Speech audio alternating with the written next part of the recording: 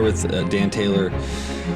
This is going to be a podcast about, when I say we're going to do a podcast about story, but in a lot of ways that just means kind of about everything. So We'll just talk about everything. I didn't even before we were recording, we were talking about a bunch of different things. Who is Dan Taylor? Who are you? And what do you anyway? do? What have you done? Yeah, anyways, and why are you here? Right. I was for 40 years, or more or less, an English professor. And I quit a little bit early to give me more time for writing. So I guess I can now call myself a writer, although I've always been hesitant to do that, even though I've written a lot of books, because I think writers are Tolstoy and Dostoevsky, and I'm not. I grew up in California, mostly Southern California and Texas. Find that when I talk about almost anything, laying somewhere underneath there is the idea, two ideas really. One is story, because I think God's telling the world a story and we're invited to be characters in it. So a lot of how I think about my own life or my kids or my family comes from this sense that I need to be a certain kind of character, and I want to be a certain kind of character in this story God's telling the world. Yeah. And the other word that comes up when I'm thinking about, sort of ultimate things is shalom.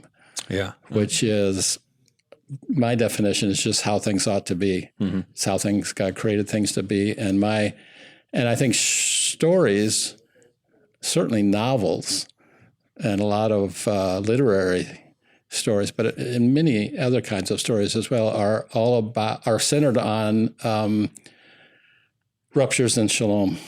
And the whole story, the plot is, how is shalom broken?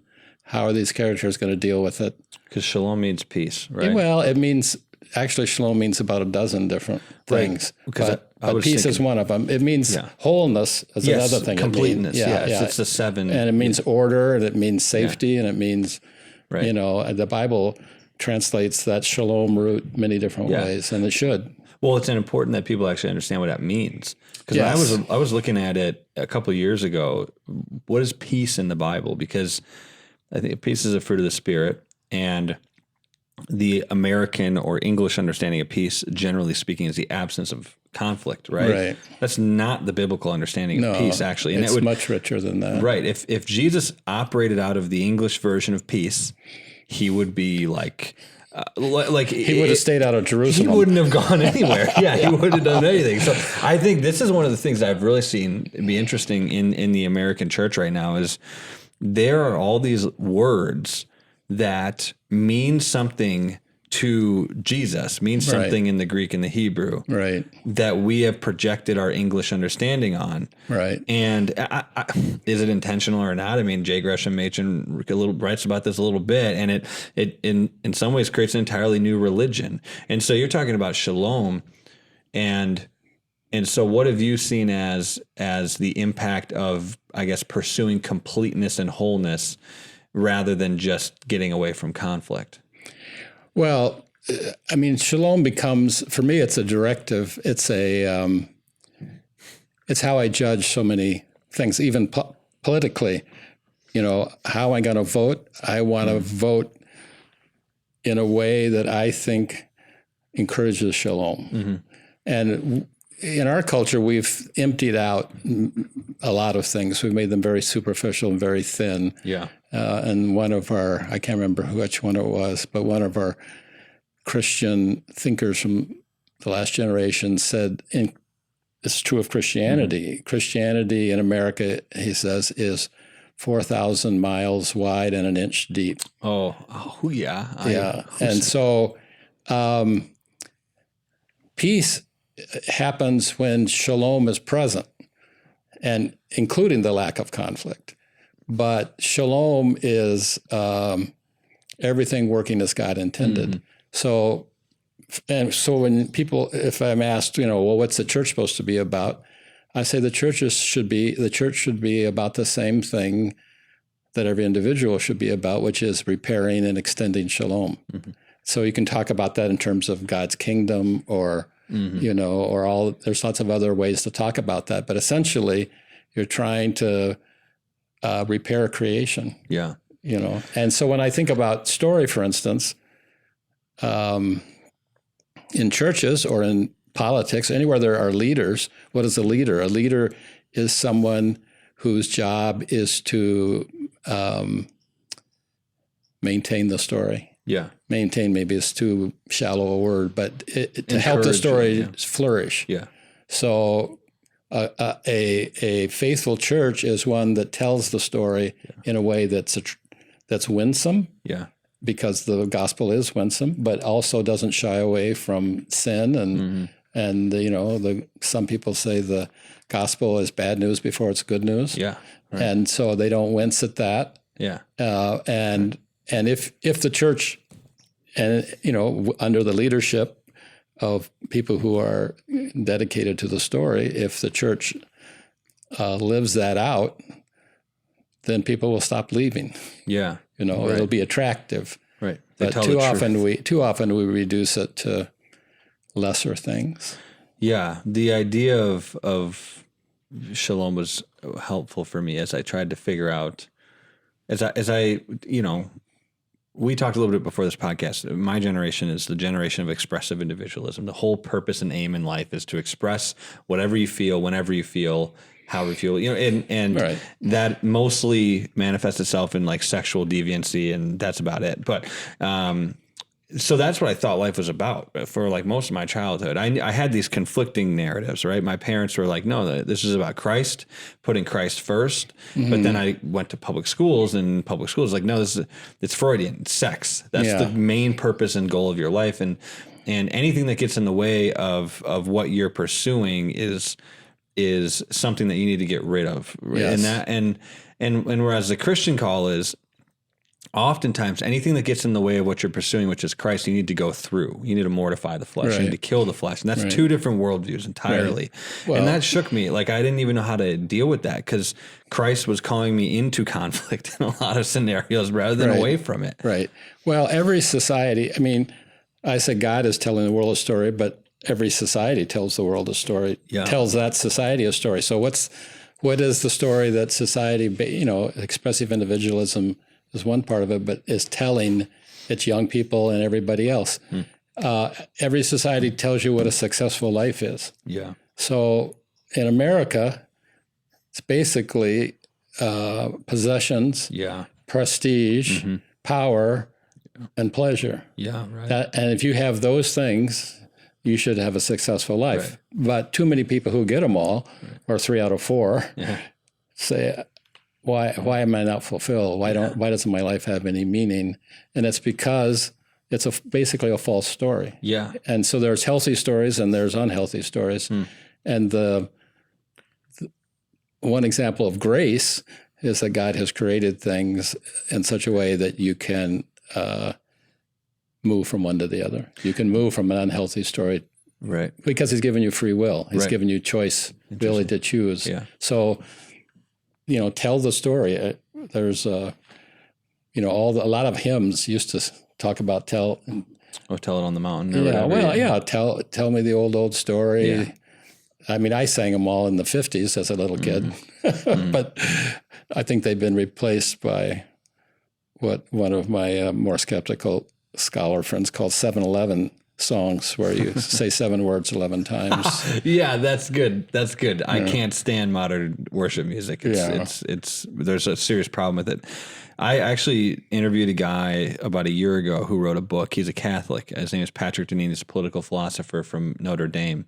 He wrote a book called Why Liberalism Failed. I read that book. Yeah, it's a great book, but his whole idea is liberalism failed because it succeeded. What it set out to do in of course, this is talking about the more negative view of liberty philosophically, is to break away from all constraints and just do whatever you want. Right. We pursued those as a society, the 4 or 5 things: pleasure, prestige, prosperity, and in pursuing all of those, it devoured itself, because that in and of itself, it's paradoxical and it's really weird. And we're seeing that, I think, right now, how that's playing out today in culture, is that we're the richest we've ever been and the most we feel the most worthless and useless than we've ever felt. Right. Suicide rates. Yeah. Historic highs. Yeah. Right. Why is that? Why? Because there's there's a paradoxical mystery of story, right? Regardless of what story it is. Like I love G.K. Chesterton's book, Orthodoxy. And his whole thing is at the center of Christianity is a paradox, right? First shall be last, among others. Yeah, right. And he talks about, I'm going to botch this, but was paraphrasing in a way, but he talks about the shape of the cross and how the other shapes can't get bigger without losing something, but the cross can get bigger and bigger without losing its keeps core. it proportion. Exactly. The same proportion, right. And so what is that? So let's just contrast maybe Chesterton's paradoxical center of Christianity and then Patrick Deneen's kind of paradoxical center of liberalism or just secularism. What is, I don't know, have you thought about this? Like what is happening there? Why does there have to be a paradox at the center of the story? And then have you thought about that? Is there a paradox? Why there has to be a paradox? Well, no. I'll just say no. Okay, sure. I mean, I'll let that be his main assertion that there's paradox. I think that there are profound paradoxes and there are trivial paradoxes. Okay, yeah. So Christianity has profound paradoxes such as crucifixion can lead to resurrection.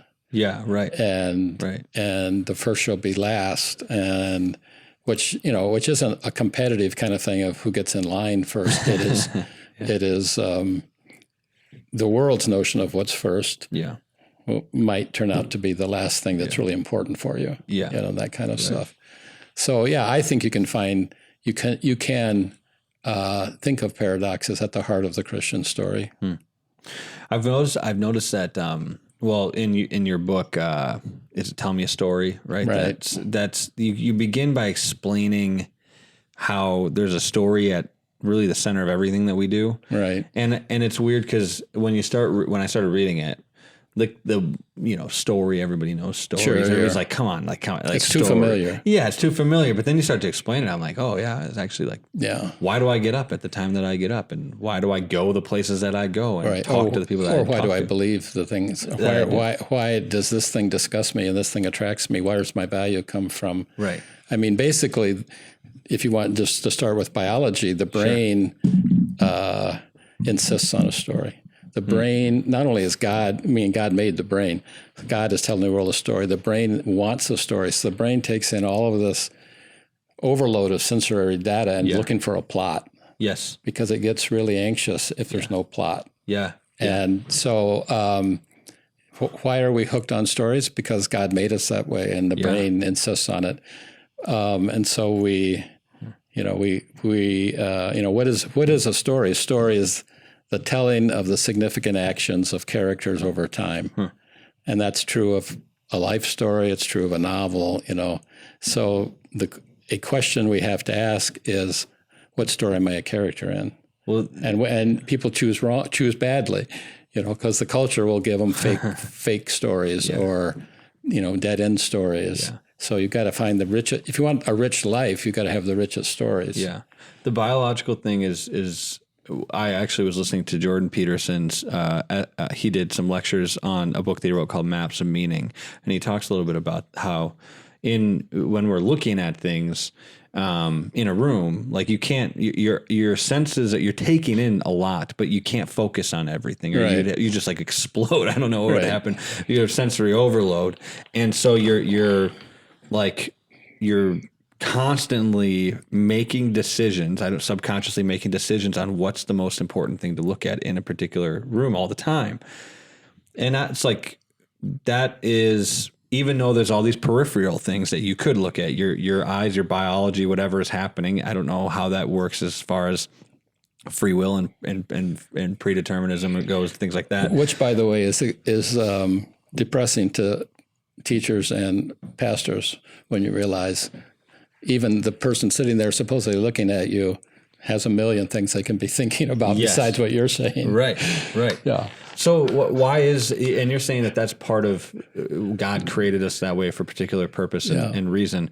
What is that particular purpose and reason? Why is it that it's not even, for me, I think about, okay, God could have just created us to, like be open to hearing stories, but why is it so particular down to the way that we biologically function without us even understanding it, that God created us for story? Yeah, I don't know if this is an answer to that question or not, but it's what occurs to me. One reason for the power of stories and the universality of them is because they appeal to us as whole creatures.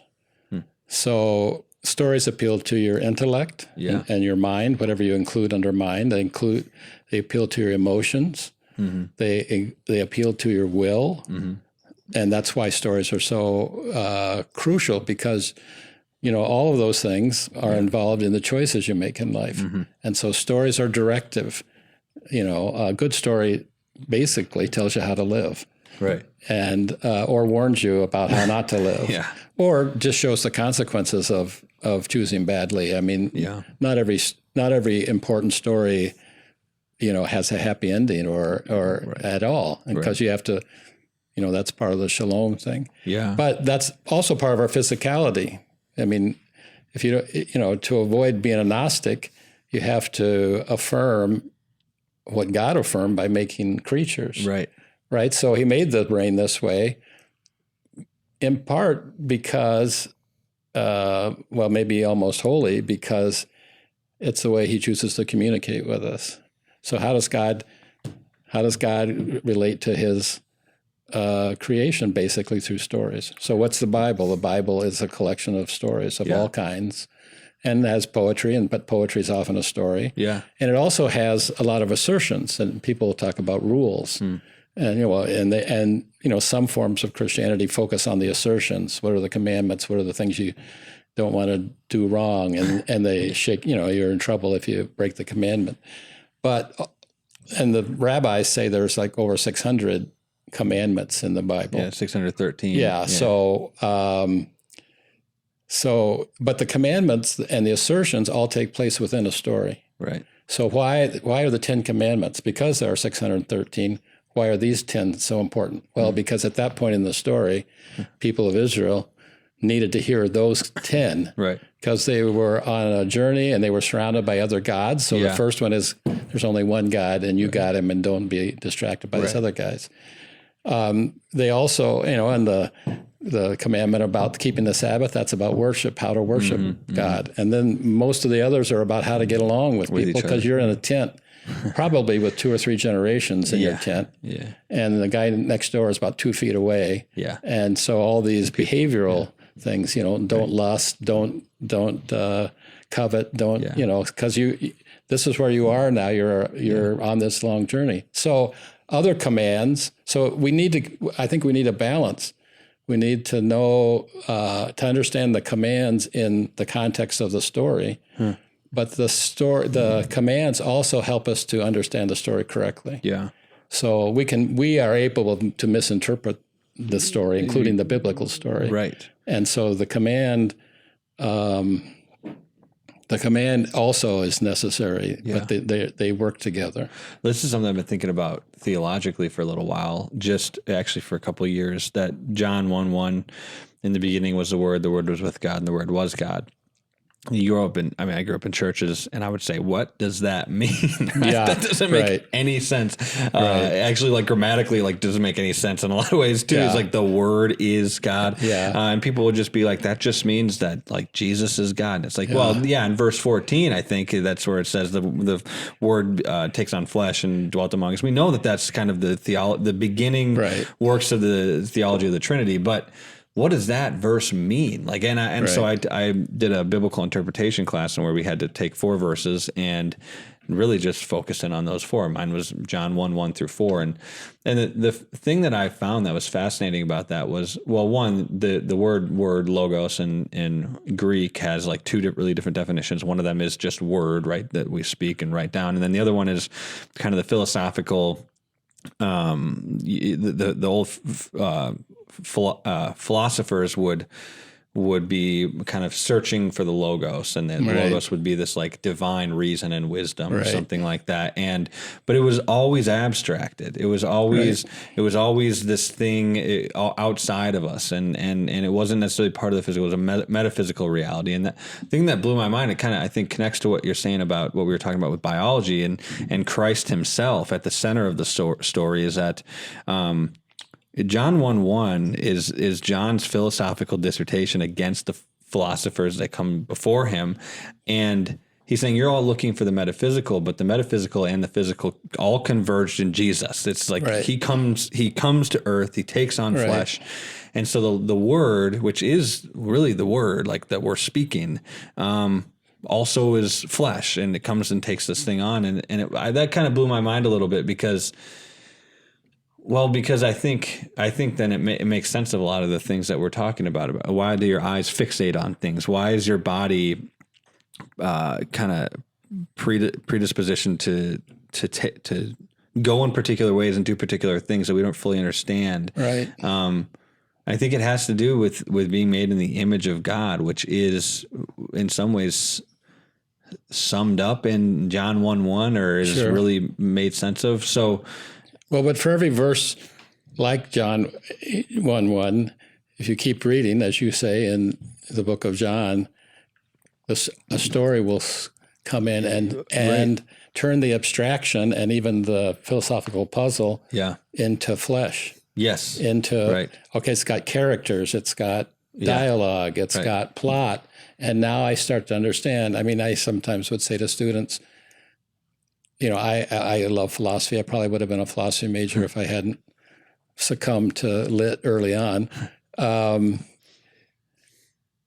But philosophy could write volumes about what is love. Yeah.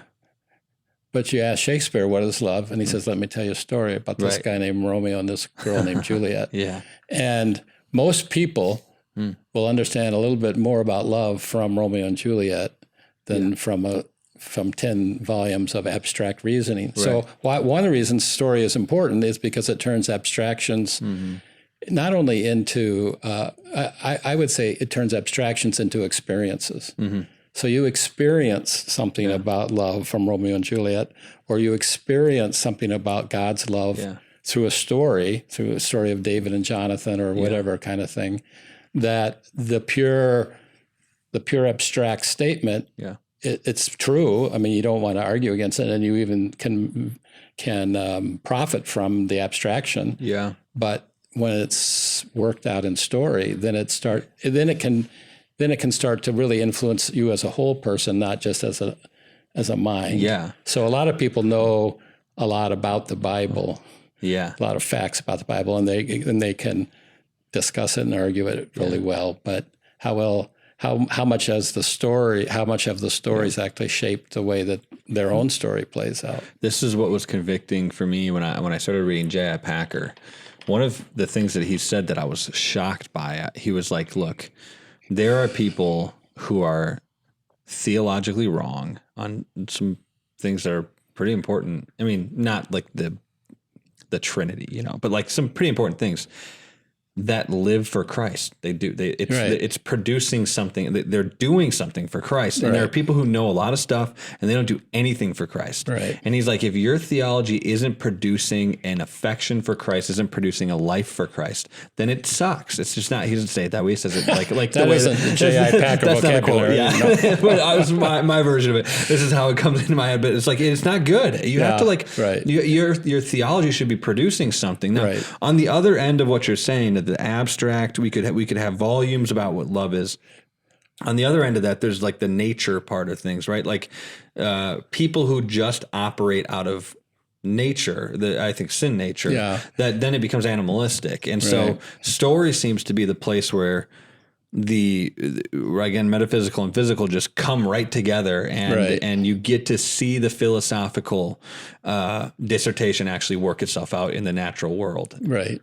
Well, but at the same time, we have to emphasize that there are healthy and unhealthy stories. Mm-hmm. So not every story is a good story. Oh yeah, right. And a lot of what's going on in the world are collisions of stories, story collisions. And I think that's basically what politics is. You got, in our case, 2 parties, but in other places, 20 parties, all telling a story. Yeah. And they have a narrative, and in individual relationships, people have a narrative about what you're doing to me and what I'm doing to you. Yeah.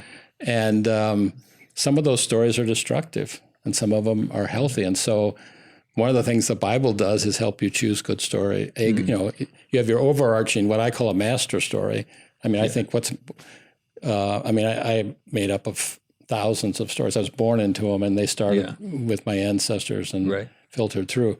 But my master story that I give allegiance to and want to act as the primary guide for my life is Christianity. It's a Christian faith. Yeah. There was a Jewish fellow who rose. I'm probably going to get it wrong, so I won't guess. Who says, and every religion, but I would say every philosophy has master stories. So he said the master story for the Jews is the Exodus. Yeah. And he says the master story for Christians is the Easter story. Yeah, right. And that's the story that you read, that both tells you how to choose, and when you have a society that's got endless choices. Yeah. But also when you fail or when you suffer or when you lose someone, you can return to your master story to tell you how to think about it or how to feel about it or how to. So master stories help determine our values, and they also give consolation and direction and all these kinds of things. I do have a question about the political world, which is probably like nobody wants to hear about make politics everybody anymore. angry. Right? Yeah, exactly. Let's do that right now. I'm fine with that because I've been trying to figure this out. Like, how do you think through politics from a Christian worldview, especially in right now we're not doing well. For Christians are homeless. I mean, true Orthodox Christians are homeless in the political world, I think, right now. So do you think that politically, as these stories come about, and how should society flourish, or how can society flourish? That's what, right now you have the Republicans and the Democrats. I think they're both operating out of a more liberal worldview. The Republicans are just a little less liberal than the Democrats right now, just a little bit less, but in a couple of years they'll probably, be right up with them. And then you have like the more Judeo-Christian conservative stream of thought that's not popular, but it is, I think, correct. There's this idea within Christian, the Orthodox Christian conservative stream of political thought that thinks that integrating the Christian story as best we can with the cultural story is the best way to try to pull vote. I can't, but probably because I'm growing up in this time. Like, I bet if I was alive 100 years ago, I'd be like, yeah, that sounds great. But what do you think about the integration of the Christian story into other stories? Well, again, at one time I could have told you a lot more detail, but somebody, a generation ago talked about 4 different approaches: Christ against culture, Christ of culture, Christ and culture in relationship, et cetera, et cetera. I think my big concern with, one of them was Christ transforming culture, which I think was applied to reform people, especially that we can. And I just don't think that seems to be happening, or I'm not even sure it can happen. The transforming? Yeah. Aspect. I mean, that we can be so successful as believers that the culture will start to take on our What did you think? What would you say about Christendom? Like, what would you say about? And look, I'm not arguing for it. I'm just wondering, because that's an argument. I've thought through that. What happens? Because if it's unattainable, then what's the purpose of being politically active as a Christian? Well, there's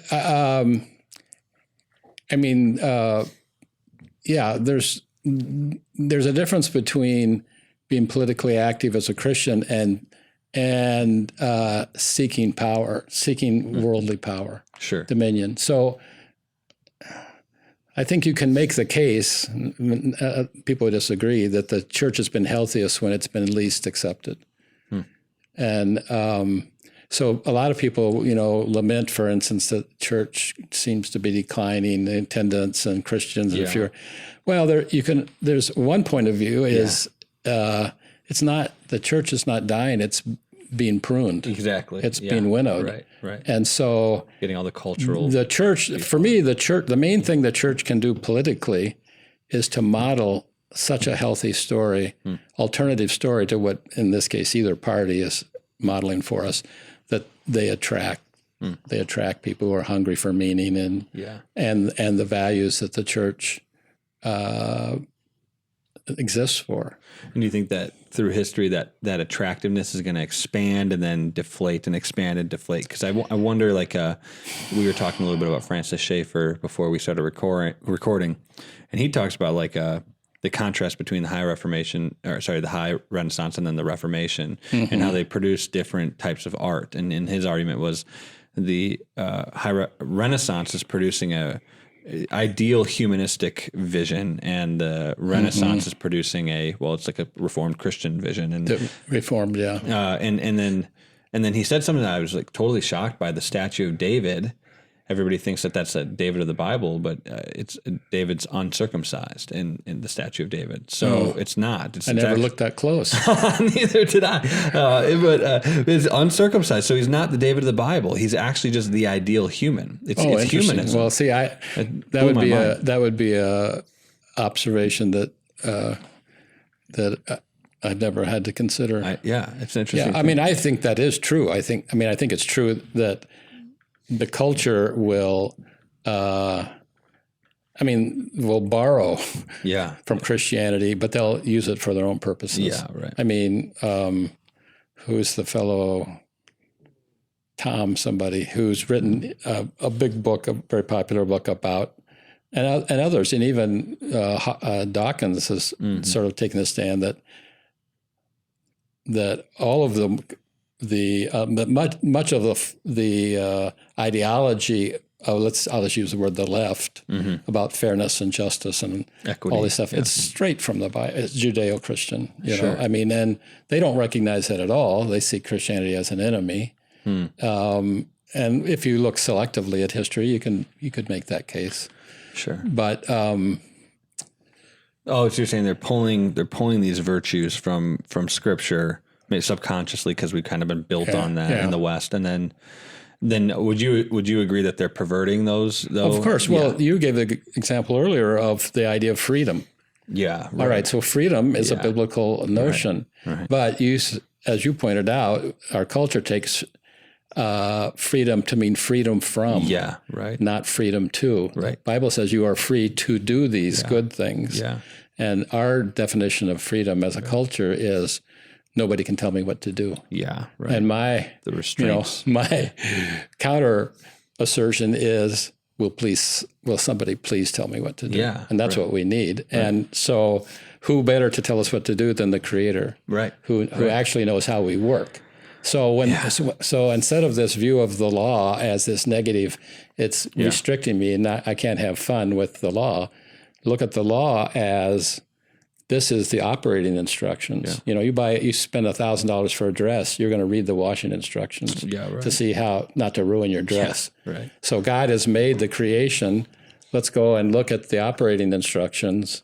Mm-hmm. I think Annie Dillard has not Annie Dillard too. It is anyway, forget me.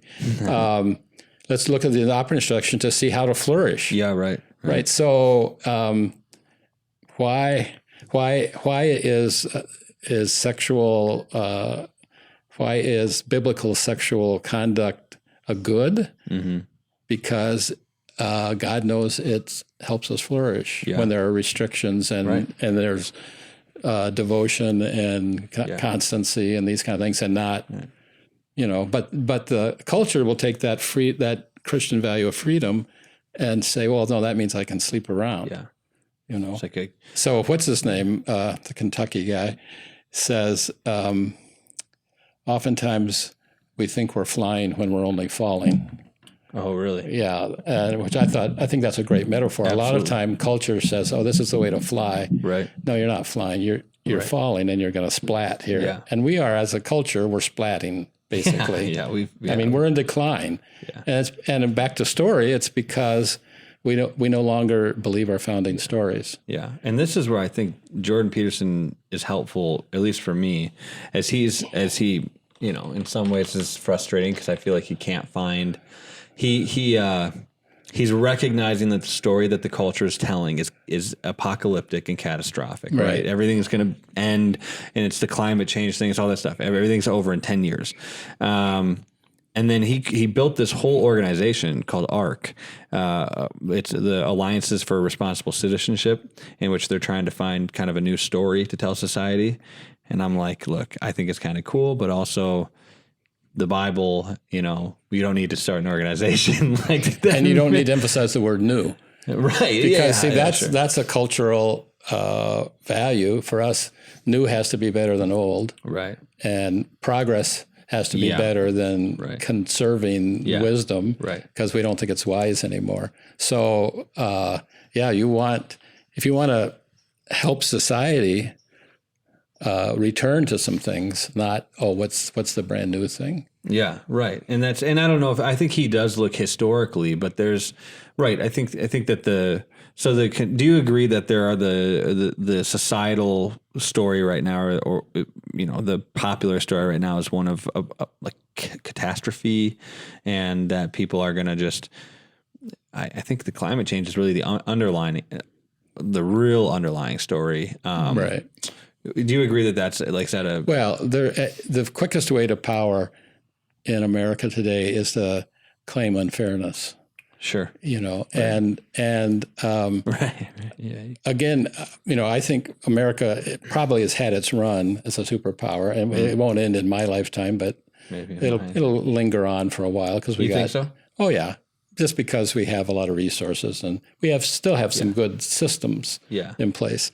But us as a model probably is over. Really? And that's partly because we don't have faith in our own stories. We used to tell ourselves we were good people. Now we tell ourselves we're racists and homophobes and all this kind of stuff.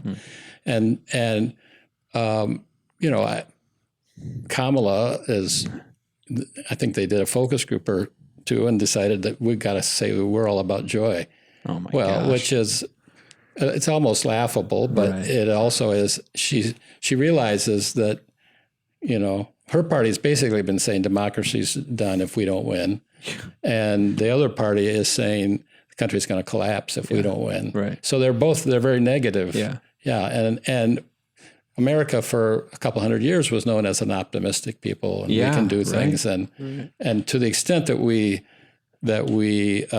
substitute all these woe is me stories for more positive stories, and the most positive story around is God loves you, God made you, God loves you, God calls you. I mean, that's for me, that's the plot. That's the both thematic and plot summary of the Bible. God made you, God loves you, God calls you.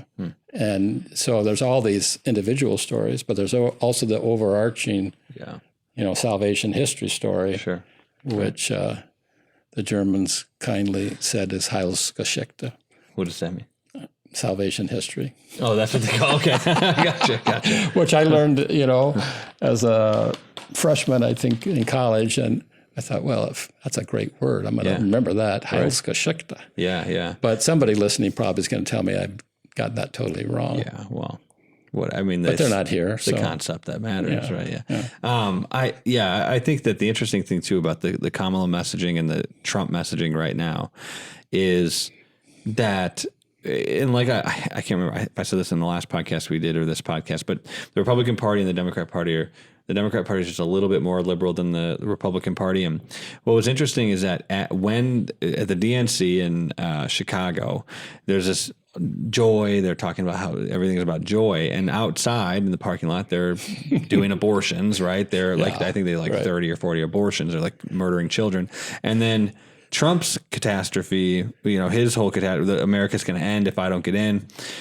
What does he do then? He compromises on abortion himself on the problem of abortion. So it's like both of these catastrophic worldviews seem to be producing really horrific ideologies around like the worst possible thing that you could possibly think of, like killing babies, which if I could point to one thing that Jesus was most angry about in the Bible, it's well, there's two. One is defiling the temple, using the temple for what it's not meant for, as he drove all the people away and flipped the tables. But then really when he told people it'd be better if somebody were to tie a millstone around your neck and throw you into the sea than for you to lead a child astray, which I think within that would include murdering children, right? And so why is it that these stories, though they're catastrophic, why do they produce such, like, that's such an evil thing? Well, I'm back to biology again. Yeah. The brain, and the media has learned this long ago, and they play these three notes constantly. The brain reacts to three things. I mean, probably a lot of things, but one is fear. And the brain is just conditioned to pay attention if there's fear. Yeah. The other is anger, and the third is sentimentality. Interesting. So if you can make people angry, or you can make them afraid, or you can appeal to the kind of squishy emotion, it motivates them. It affects how they act in the world, and what they, not only what they believe in their head, but how they act, including how they vote. Right. So, politicians and all the people who help them get in power constantly have their finger to the wind. Yeah. And what's the story that is going to sell? And what they find that works over and over again is anger, fear, or sentimentality. Yeah. Yeah.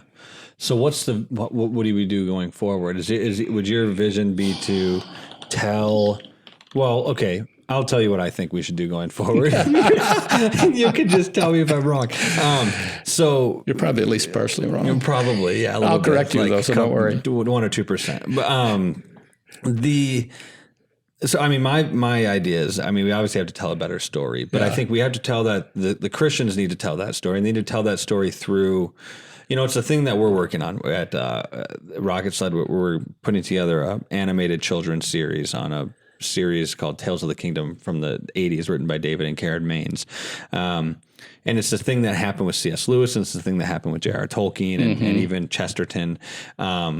They seem to be able to tap into whatever that is, that metaphysical and physical reality coming together and creating real life. I mean, stories, obviously Narnia didn't happen, but it feels real life, when you're reading it. They created these stories that impacted millions and millions of people. And I think the church weirdly seems to be in America right now. There's like all these different groups doing all these different things to save the culture.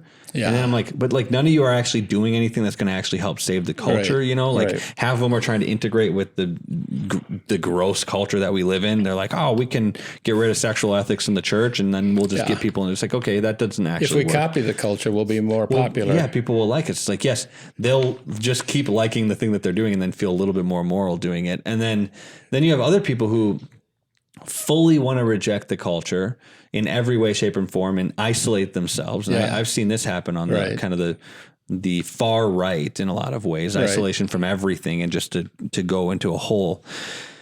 I think both those ideas are ridiculously stupid. And there's something there kind of in between, not even in between. It's a different stream in and of itself in which I think we need to tell the truth of Christ clearly in the culture, but through stories like Chronicles of Narnia and The Lord of the Rings that are like tugging on this subconscious thing that people have. And so do you agree with that? Do you think that's what we should be doing? I certainly think it's in the right direction.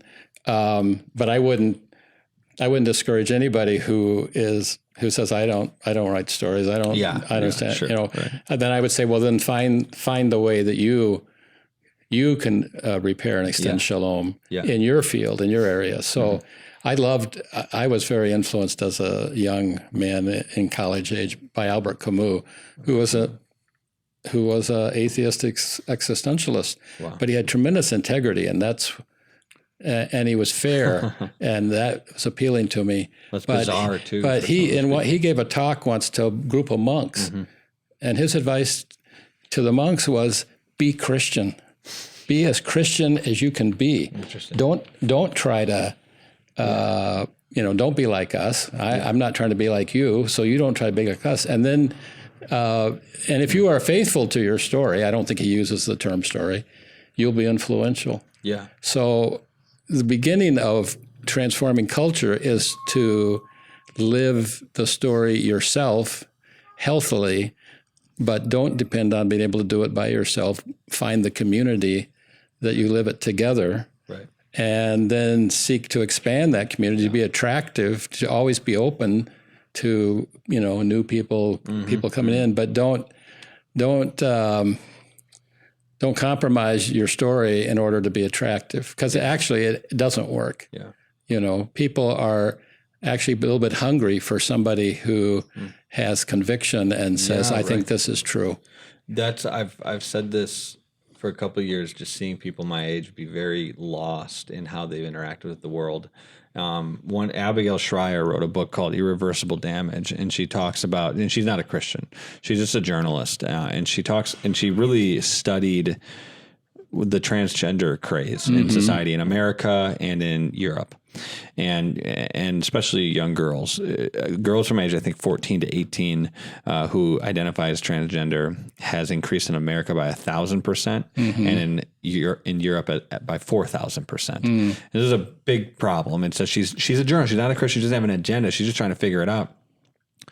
I think one of the things that she came away with, and one of the things that I came away with in discussing this book a lot with my wife over the last couple of years, is that there's a reality to the transgender craze in that every kid goes through a phase, probably in their teenage years, where they want to rebel, right? Like, back in like the 50s or whatever, they'd smoke a cigarette or have a beer. You can't have self-respect without rebelling. Right. You want to rebel. And then, because that's our idea of freedom. It is. But I also think that pushing against and rebelling against your parents in a lot of these cases, or against like the institutions, I think deep down what people are looking for is for somebody to say, look, I love you too much to say yes to that. I'm going to tell you no.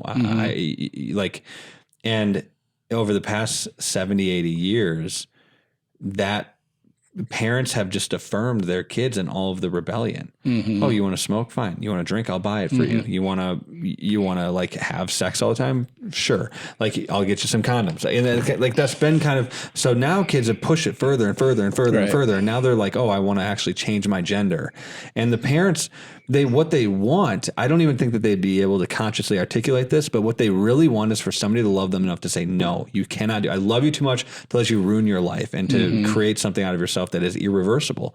And nobody's doing that. Nobody's saying that. The church shouldn't, they're not saying, like, the churches, like there's the biggest church in my city in Madison, massive evangelical church. And they're like one of the front leading evangelical free churches in the country. They practice what they call gender hospitality. Do you know what that is? Where you just like tell people, so if there's in the youth group, if the kid thinks that they're a girl, but they're actually a boy, they'll call them what they want to be called, not what they are. Right. And that's lying. Like, that's actually biblically just lying. Right. But that desire to rebel, and I think that building up kind of what you're saying, like the churches being committed to their story, the story of the truth, and pushing back against some of these younger people, saying, look, I love you too much to let you do this thing. Like, you can't do that. Is that part of the story? Because you mentioned the three. What did you mention? Like, we're created, and then you kind of your 3-point story. Oh yeah, God made us, God loves us, God calls us. What place in there? Where do you put the fallenness of man in there? The sinful. Well, because He loves us, He calls us out of our sin. Out of our sin. Yeah. I mean, the fall is absolutely. I mean, for me, the fall is the least controversial Christian theological declaration, because everybody understands we live in a fallen world, even if they don't believe anything about God making it. So, and I think actually it's in politics, I won't get too specific here, but one of the great delusions, one of the great failings, and it happens in both parties, is a failure to understand the significance and the extent of the fall. Yeah. Yeah. And therefore falling for illusions, delusions, unrealities of all kinds, because we don't have a proper understanding of our characters, and our character. You know, so I try to, think about the idea of a character in a novel or in any story, also in terms of the idea of moral character, ethical character. And, what is ethical character? It's values in action. And that's what we're attracted to that in a movie or a novel of what choices is this character making and what are the consequences going to be? Yeah. And they almost are always getting in jams. This is Shalom falling apart. Are they going to get out of it? Sometimes they do, sometimes they don't. If so, how? Yeah. And I think a lot of times people are attracted to what is essentially a biblical understanding, which is, I think, almost the most energizing and powerful force in a story is moral courage.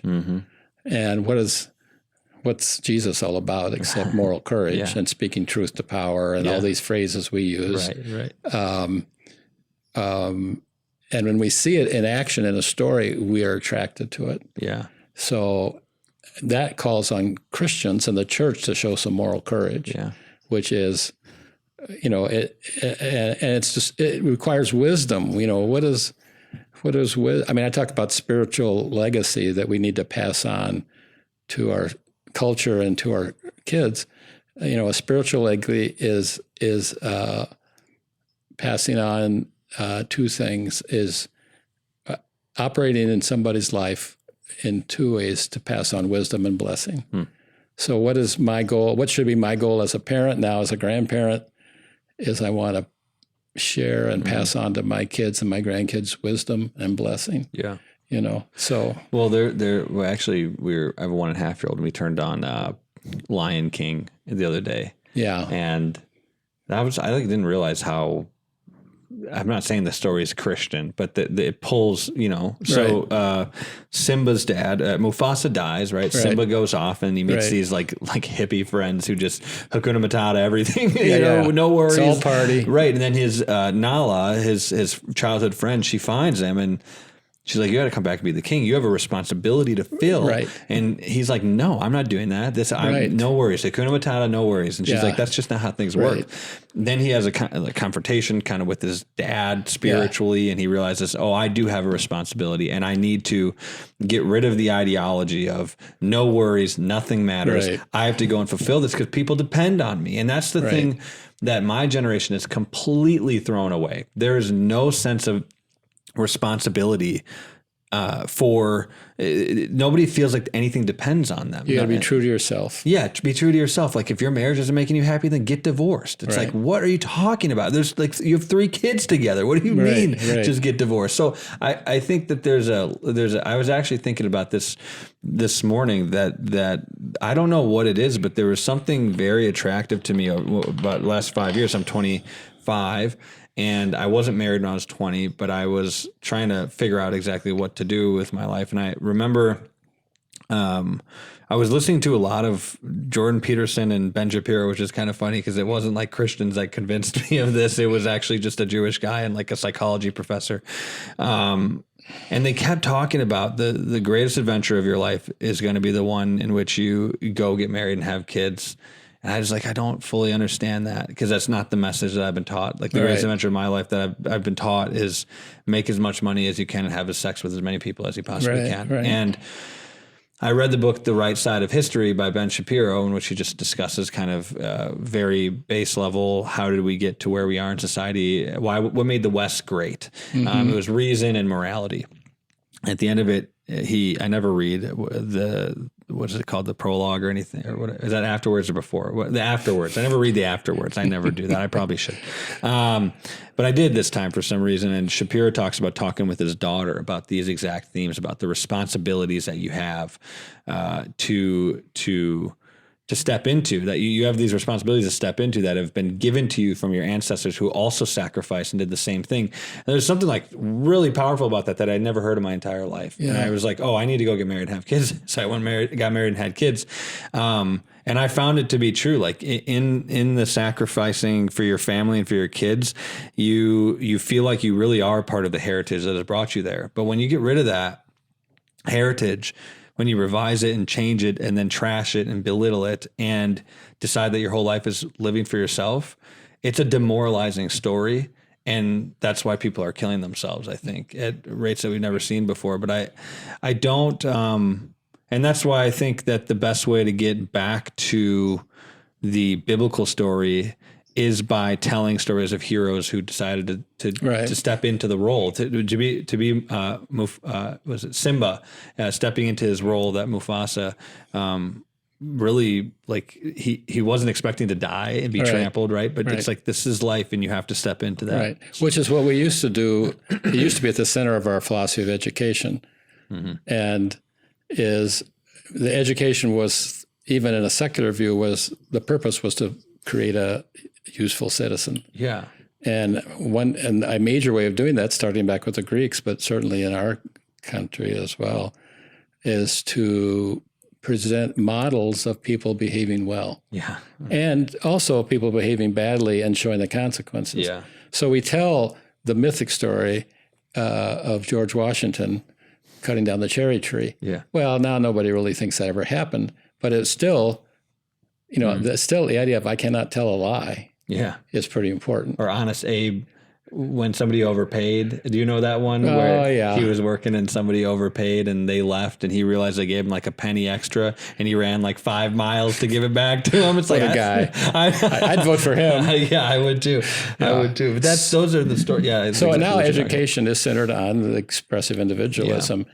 You can be anything you want to be, which is a lie. Right. It's actually not true. I grew up for a long time convinced that God wanted me to play for the Dodgers. Right. And that anything less would be going against God's will. Right. And it turned out I don't have enough hand-eye coordination to hit a fastball. Right. I thought I was going to play for the Bulls. So but it's one of many lies that we tell. Yeah. But of course, like most lies, or like most effective lies, it has a kernel of truth in it.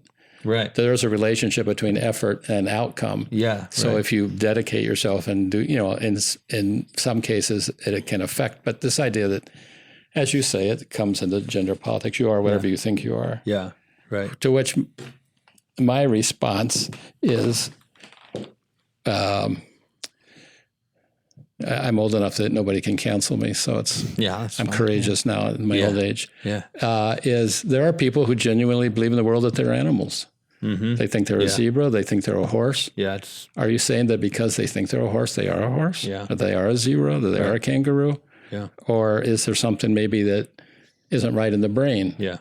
And I think it's a complete. it's so irrational. Yeah. It's so irrational for a supposedly rational culture. Yeah. Oh no, I agree with that. And we don't look at it that way, and then these people suffer because of it, because nobody cares about them and says, hey, you can't think that way. Well, they don't. They'd actually think they care about them, but caring about them means I have to affirm you in whatever you say, and whatever you choose or say, you have to be affirmed. Yeah, right. And because it might make them feel bad. And if you've made somebody feel bad, then you've sinned against them somehow. And that's another way in which the story has gone off course, because the biblical definition of love is sacrifice. It's not affirmation. Right. Now, you become affirmed into the family of God after you've been born again. And it's now not I, but Christ in me. And so there's a whole theology to that. But love has never biblically been just affirming. Actually, that's hate. That's actually hate, because human beings are sinful and their nature is evil. And so if you just affirm everything in them, you're actually just making them into terrible, terrible humans. So the biblical narrative of love is to sacrifice, but it is to sacrifice your life, but your reputation, your standing in a particular relationship. Right. I mean, this is something that I've thought has been interesting, is that love, it has to kind of reach itself into all aspects of life, from just interpersonal relationships. If you really love somebody, you should be willing to give up the relationship for the truth, for the betterment of them. Right. And I've seen that be such like a maze for people to try to figure out. Like, I don't want to tell the person the truth. It's going to hurt their feelings. Or it's like they try to psychoanalyze the situation. It's like, or it might make them angry. Yeah, it's like, well, if it makes them angry, but what they don't recognize that they're doing, I think, is that they're actually sacrificing their relationship to God, but they just are materialistic and they don't recognize that they're sacrificing. Well, they're also putting at risk the person who they refuse to tell the truth to. Yeah. So and people talk about tough love and things like that, and that's a real thing. Yeah. I mean, love love is willingness to sacrifice for. And you shouldn't say you love an idea, a philosophy, a way of life, or a person unless you're willing to sacrifice for that. Yeah. Well, here's a question I'll ask, because you've written obviously a lot of books that are very much conceptual. You're just talking about ideas. I mean, you wrote the book on story, but it's you didn't. And then you've written other actual stories. You've written narratives and things like that. So you found, it seems like, unless you wrote those for no reason, I don't think that's the case. It sounds like, or it seems like you think that one of the best ways for the story culturally to change is for individuals and churches and groups and people to come together practically and start actually writing new stories and producing new stories that point towards the true story of Christ. Right? Yeah. Well, I think the church and individuals need to value the whole creation, the whole of what God created, and not be selective, which includes the imagination. And I grew up in Christian subcultures that were very suspicious about the imagination because they equated imagination with falsehood, like you just made that up, and it affected how they viewed the Bible, and all kinds of things. So great storytellers are probably the most powerful people in human history. Yeah, and sometimes it is a political figure like Lincoln or someone like that, or sometimes it's a great philosopher, but many times it's a great novelist, a great poet, a great writer of children's fiction and that kind of thing. So one thing I've been in many different churches and over my lifetime, and it's the rare church that celebrates the artist of its church, or the poets of its church, or the writers in its church. And how do you do that? Well, you hang their stuff on the wall, and you let them speak occasionally. Or you not only let them, you invite them, you encourage them to speak and talk about your calling and that kind of thing. So I'm a big fan and promoter of. In some ways, it's self-serving because I was a lit professor, so. But why was I drawn to lit in the first place? I didn't go to college thinking I was going to be a lit professor. I was drawn by the power of the stories that were presented to me, and a lot of them were secular. I think Christians have to show respect for all healthy art, because a lot of secular thinking and art and stuff is rooted in the fact that God made them, and God has given them talents. God even gives people wisdom. So I learned from Camus, who was not a Christian. I respect other religions because I think they have partial truths. They understand some things. Maybe they understand things that Christians need to be reminded about regarding, the capital T truths of Christianity. Even about the willingness to sacrifice for their faith. So churches, I think generally, maybe I'm speaking especially about American churches, to broaden their idea of Christ's dominion in the world and the things that Christ is interested in and that has given people gifts for. So why did I wrote, one of my early books was Letters to My Children, which was a collection, it grew specifically out of the feeling that I was probably in my mid-30s and my kids were little, between the ages of maybe 5 and 9. And I realized there's no guarantee I'm going to live to see these kids grow up. I got to, I have a responsibility to pass on some things to them. Right. And I might not be there to say the right thing when they're 15, 16, 18. So I started writing letters to them. I never gave them to them with no intention, but I put them in a drawer and thought, well, if I die, they'll discover my letters. And this is their dad talking to them. Right. So, but what did I find out? And my idea was I want to pass on values to them. And I found out that in writing those letters, every time I wanted to talk about a value, I told a story from my own life. Often from my own childhood, because I wanted them to identify, you're this age. How was I thinking when I was your age? And so I start off to tell a story about asking the lame girl to dance in 6th grade. She's had polio. She's got a bad leg. She's got arms drawn up. Nothing in life is telling her that she is a success, that she's not pretty enough, she's not athletic, she's not blah, blah, blah. So what happens?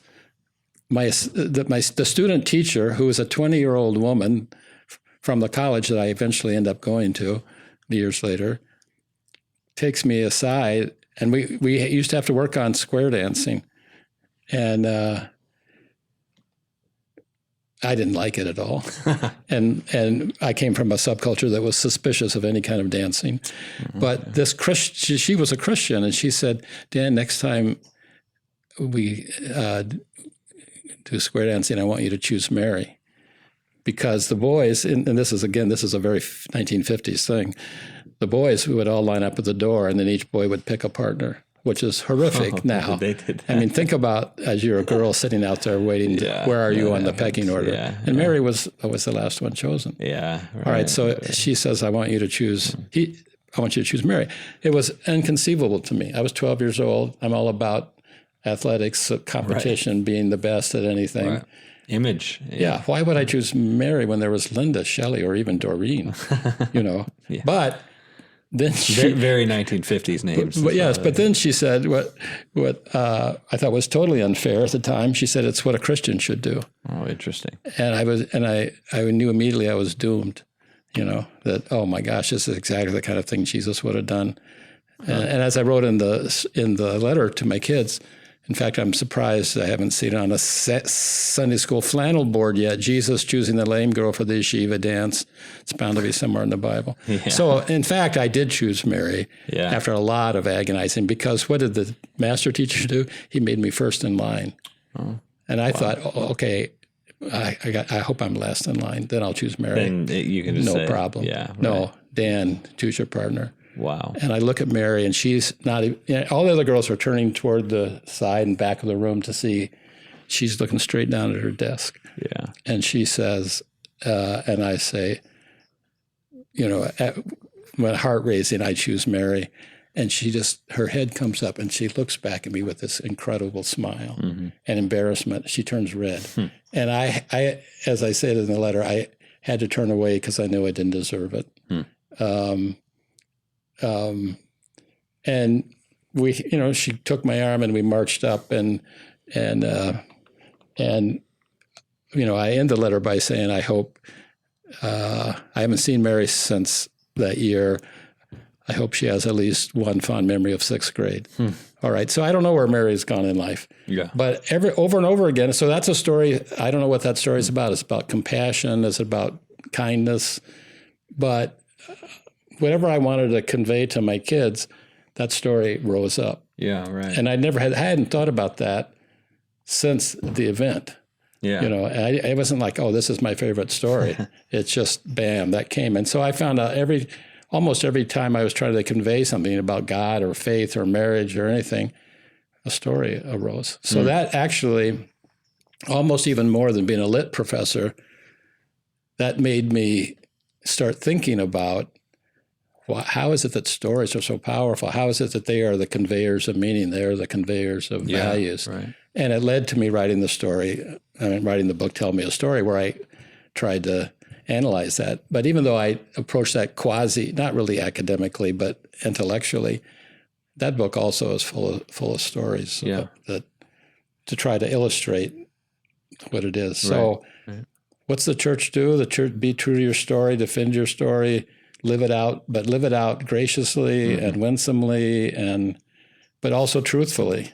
Yeah. You don't want to be so winsome that you sacrifice the truth to it. Yeah. But the truth will set you free, we're told. And it'll win those who it's supposed to win. Right. So just live out the best story you can, and then let God take care of the rest. Yeah. And if it turns out that society that we're heading toward end times, and whether it's successful or not is not important. You're not called to be successful. You're called to be faithful.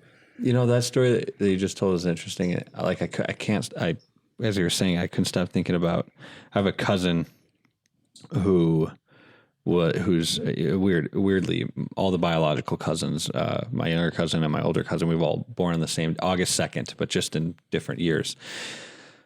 She grew up in a Christian family, and she was like on fire for Christianity, and then just kind of blindsidedly out of nowhere walked away from the faith, and doesn't really talk to anybody in the family anymore. Really doesn't talk to her parents.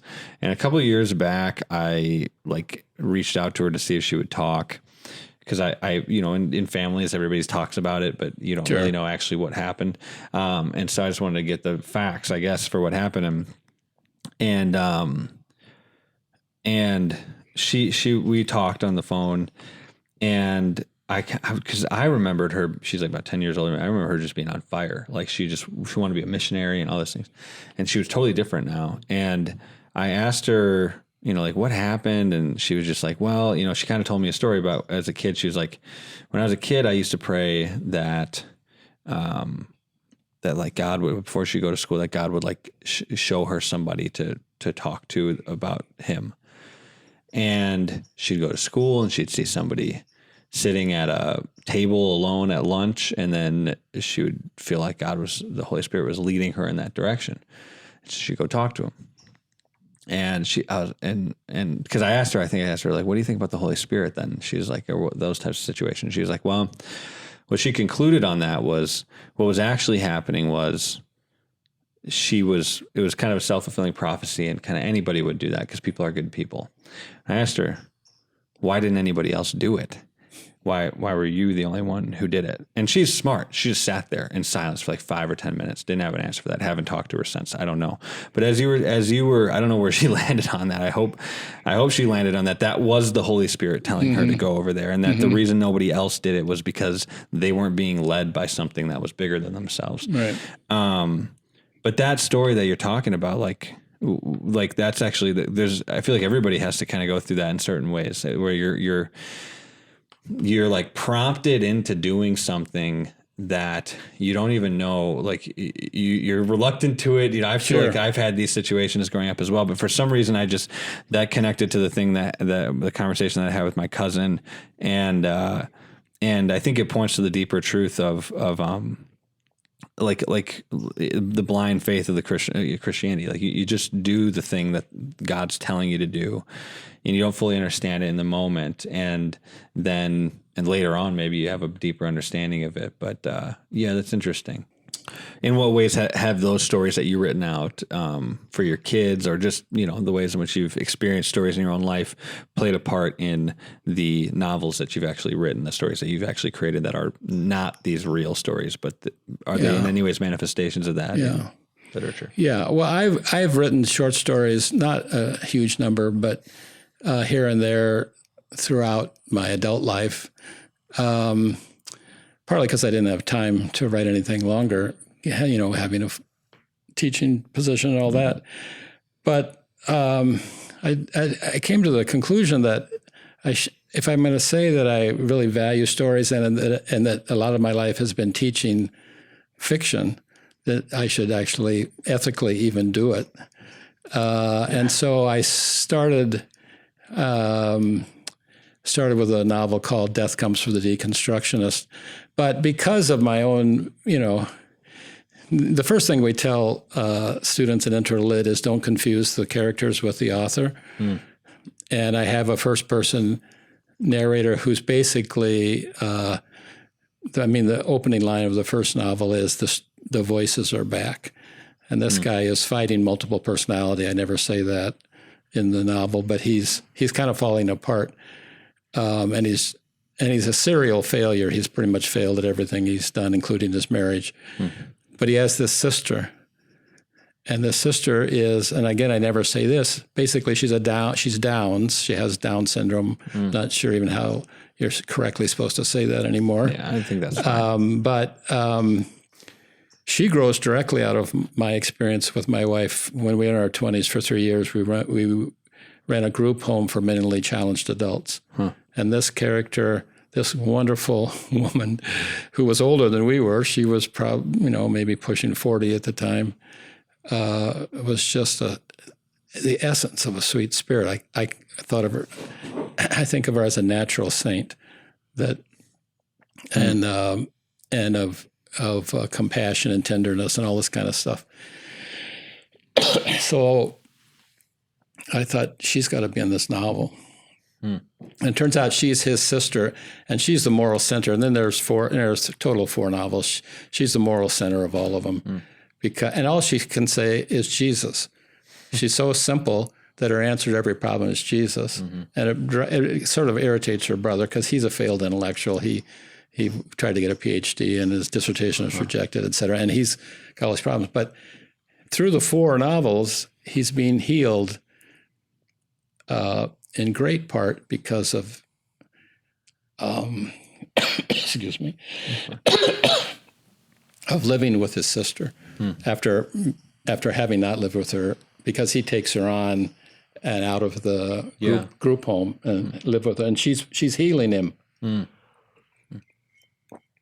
So, and I, in every novel, I have at least one church service, because modern fiction has, Christianity's pretty much disappeared from modern fiction. I thought, I'm going to have a church service in every novel. And some of them are good church services and some of them aren't so good.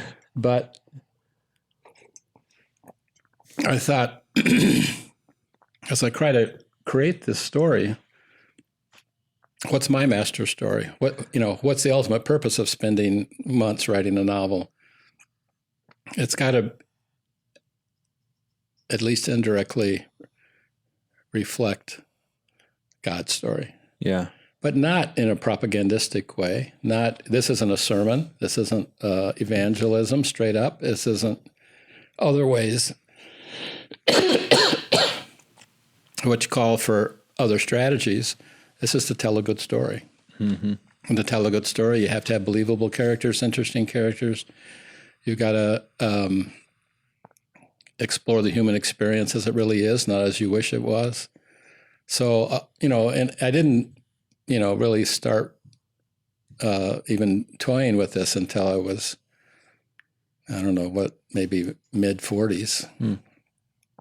But I thought, I tended to bring to bear on my own fiction writing the things that I had explored, not abstractly, because I do tell a lot of stories, but explored more academically or rationally in the other books. And now here's a chance to make it come alive, or make it, to see if it really is true, if it really works.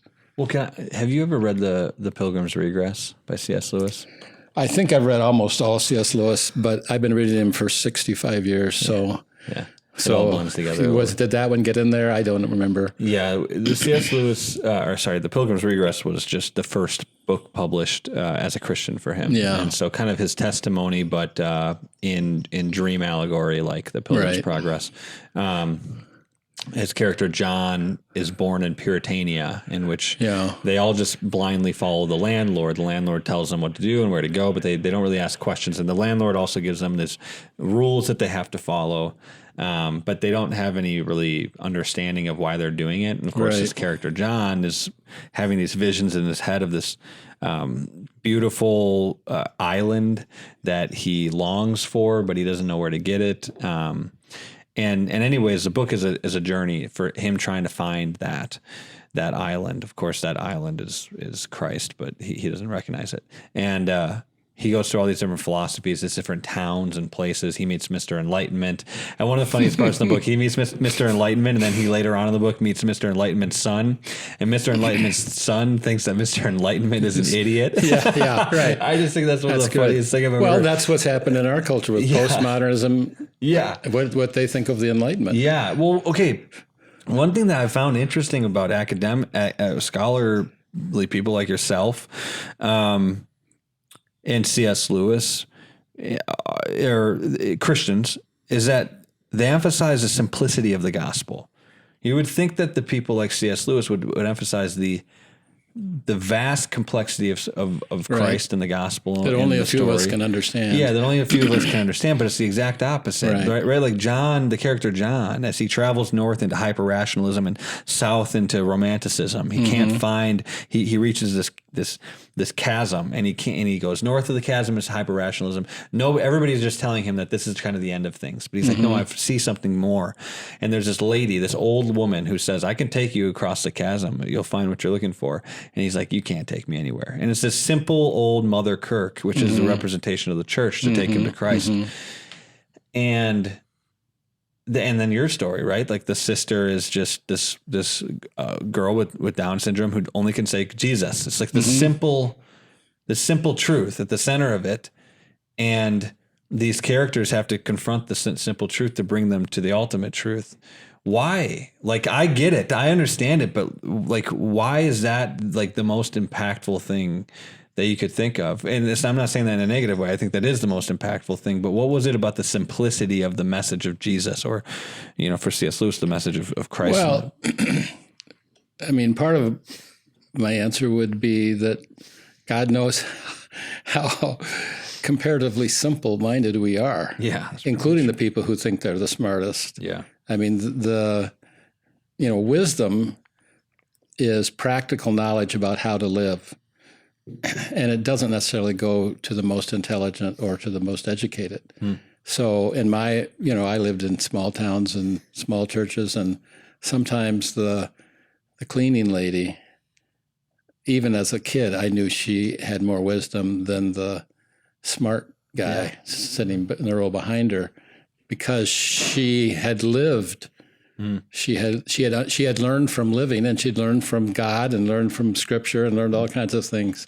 So God made it simple to be universal, so that no one would have an excuse of, well, that's just too complicated. That's and why would it need to be complicated? Why do we? I mean, I think we enjoy, especially academics, complexity because we think we're good at it. And therefore, we can create a kind of hierarchy of how complex this is, and only a handful of us are capable, which is bogus. On the opposite end of that, though, I think that complexity can be an easy scapegoat for belief, right? Yeah, it can be you can use it to cover truth, rather than discover truth. Yeah. That's what academia is today. We're going to ask the questions. Everything's about asking questions. It's never about answering any of them. Right. Yeah. Well, and actually, it's against the rules to find an answer. Yeah, I know. So, I mean, especially... And you're a bigot. Well, for skeptics, if not settling for any answer is supposedly a sign of intelligence. So, but my feeling is, if you're asking important questions, you have to at least be willing to accept important answers. Yeah. Yeah, there's a verse in... Because you don't have to commit. If you never can say this is true, then you don't have to take the risk. I mean, that's actually the subtitle of a book I wrote. The first book I wrote, called Myth of Certainty, is the risk of commitment. Yeah. Because it is a risk. Totally. And if you're totally risk averse, which a lot of atheists are and a lot of rationalists are, then don't commit to asserting the truth of almost anything. It's certainly not something that can't be proven scientifically. Yeah. We can wrap this up here, but I want to ask what's your vision? What's your encouragement for young Christians and for young people for the next generations, right? Like I'm 25, I've got a lot of life left. What should I be doing and engaging in to change the cultural story? What's your encouragement? Well, which is one of the confessions says I'm probably going to get this wrong. The aim of man is to know God and love and enjoy Him forever, or is it love God and enjoy Him forever? I think it's no. Okay, know God and enjoy Him forever. That's I don't think it's anything new. I think it's just the old stuff of understand better and continue to understand better this Christian story. And I encourage study in that. So it's not all emotion. Read. I always tell young people, read 5 books from the past for every book you read of a contemporary writer. Yeah. Just a rule of thumb. You'll learn a lot. And go all the way back. Go back to Julian of Norwich and to Pascal and to, and then you occasionally read a Christian bestseller, but it's likely to be much thinner than that. So know and live the story to the best of your ability, and join with others who do. Yeah. And so if you aren't happy with the church, then find a church that does a better job, or that at least has enough humility to say, we'll try our best together. Yeah. So it's the Christian story is the greatest story ever told. Yeah. It's called that for a reason. How many stories are as ultimately joyous as the Christian story, and have as full as meaning as the Christian story, and are as durable. So you're blessed. You're blessed to have been exposed to the story. Live it for, with all the strength you can. Yeah, yeah. The appetites. Growing up, my appetite was like expressive individualism, sex. A lot of young people my age are like, I don't know how I could change my appetites. How could I want to do what you're talking about? How could I want to read old books? What I've found is, once I push through that initial kind of not really wanting to do that, and that's all I'm hungry for it now. I'm hungry for the wisdom of the past and the knowledge and the stories that shaped the world that I live in. And then that hunger has made me want to actually go and do that myself, to put myself into. And if you take no pleasure in reading, then volunteer. Yeah. Devote yourself to action, but put yourself with other people, and the story that you will be living a story, even if you don't want to read them. Yeah. And you're going to be exposed to stories and characters and plots and outcomes and choices, because you don't have to read to find stories. Yeah, that's true. Yeah. Well, thanks for doing this podcast. Sure. Thank you for inviting me.